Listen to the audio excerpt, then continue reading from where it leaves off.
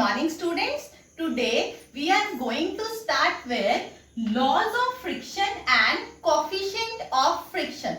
So first we are having laws of limiting friction. Here first we will discuss the law of limiting friction. Then we will discuss the law of kinetic friction. And then we will discuss the coefficient of limiting friction and kinetic friction. So first is laws of limiting friction. There are 4 laws of limiting friction.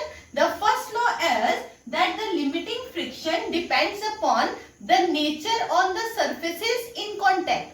Means जब एक surface माना जो दो surface the block and the surface are in contact, तो nature of block क्या है? Block wooden है, steel है, iron है, and what is the surface? Surface is wooden or it is made up of iron or it is cemented surface. So frictional जो limiting friction it depends upon the nature of surfaces in contact.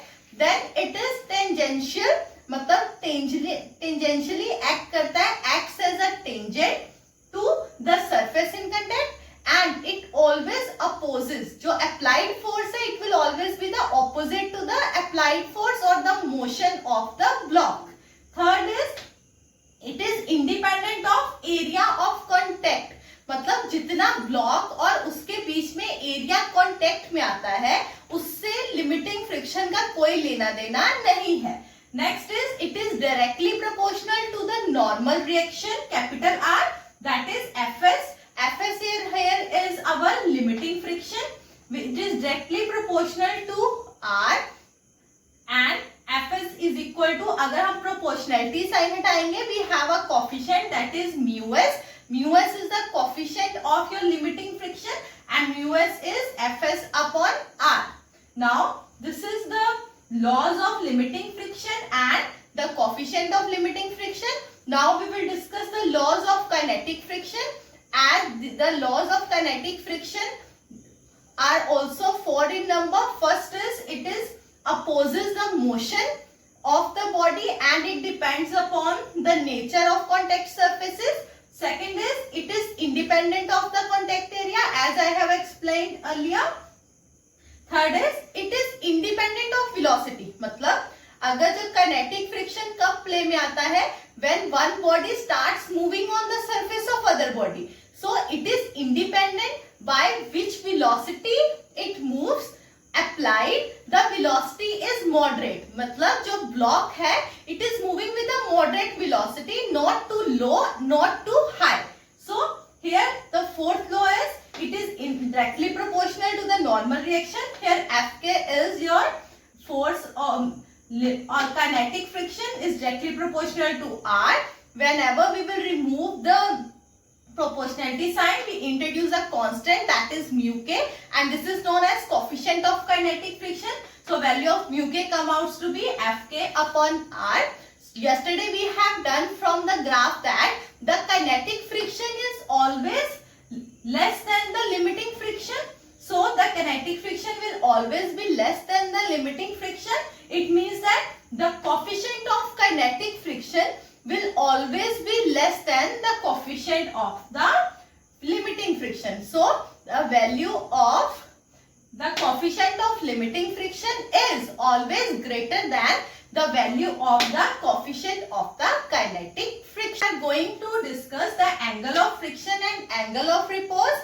First of all, I will tell you what is the angle of friction. Angle of friction is the angle between the normal reaction R and the resultant of the normal reaction and the limiting friction. Suppose here we have considered a block which is placed on a horizontal surface. A force is applied in this direction, and at the point when the block will start to move, or the force will be such that the block will be on the verge of moving, then the value of friction will be Fs max. Fx max means the maximum value of static friction, that is the limiting friction. R here is the normal reaction, and here OB is the resultant of the normal reaction and the limiting friction. So here theta is the angle of friction, which is the angle between the normal reaction and the resultant of normal reaction and the limiting friction. Now in this triangle, if we try to find the value of tan theta will be equal to BC upon OC, which is equal to Fs max upon R.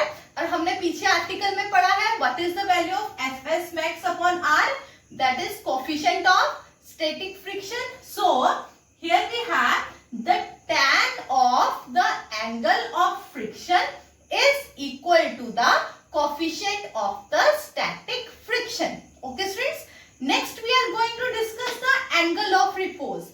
The angle of repose is, अगर हमारे पास एक horizontal inclined surface है, so the angle of inclination of the surface such that the block present on it just tends to move is known as the angle of repose.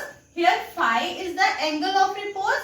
Here if this is the block which is placed on the incline, so this is phi, which is the angle of inclination, and this is equal to angle of repose if this angle is adjusted in such a way that the block tends to move on the surface, on the inclined surface. So R is the normal reaction, mg is the weight.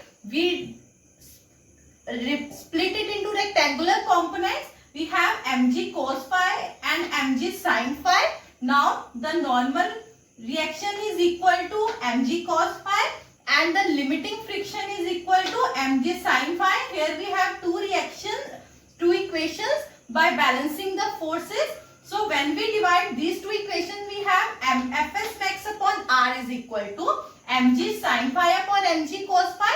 mg and mg will be cancelled out. We have Fs max upon R is equal to tan phi, and Fs max upon R हमने पीछे पढ़ा, what is it? Coefficient of static friction. So the tan of the angle of repose is equal to the coefficient of the static friction. And from these two equations, it is clear that the value of tan theta is equal to tan phi, means theta is equal to phi. मतलब जो angle of friction है, it is always equal to the angle of repose. Discuss the sliding friction and the rolling friction. What is sliding friction? Sliding friction is the force of friction which comes into play when one body tends to slide over the surface of other body. Means whenever a body tries to slide on the surface of other, the opposing force which comes into play is known as the sliding friction. Next, second type of friction we have rolling friction. Rolling friction is the opposing force which comes into play when one body tries to roll over the surface of the other body. और roll करने के लिए what should be the shape of the body? The body should be circular in shape. If body is not circular in shape, it will not be able to perfectly roll over the surface of the other body. So for the rolling motion, we take all the bodies which are of the circular shape. Now second is, what is the cause of rolling friction? The cause of rolling friction is contributed by the two factors.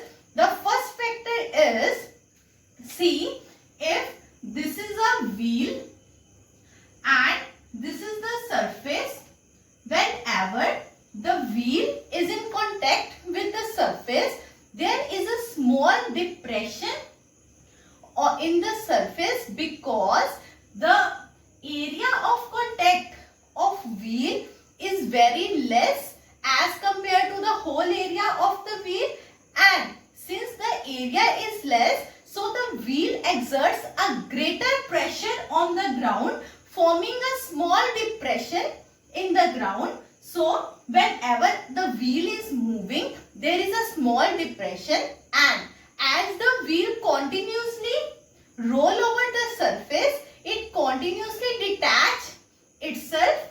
As it will move in this direction, it will continuously detach and attach its surface with the other surface. So with this continuous attaching and detaching process, there is adhesive forces which come comes into play when two bodies are in contact. So these adhesive forces also oppose the motion and the depression created also oppose the motion. So these two forces which opposes the motion of a body rolling over the surface of other body contributes to the rolling friction. Now the laws of the rolling friction, there are two laws of rolling friction. First is the rolling friction is directly proportional to the normal reaction capital R, and the second is the rolling friction is inversely proportional to the radius of the rolling surface, that is radius of the circular body which is rolling over the surface. So combining 1 and 2 we have Fr is directly proportional to R upon small r. So Fr is equal to mu r capital R upon small r. Here mu r is the coefficient of the rolling friction. Okay students, that's all for today. Tomorrow we will discuss some numericals based on friction and then we will continue with the next topic.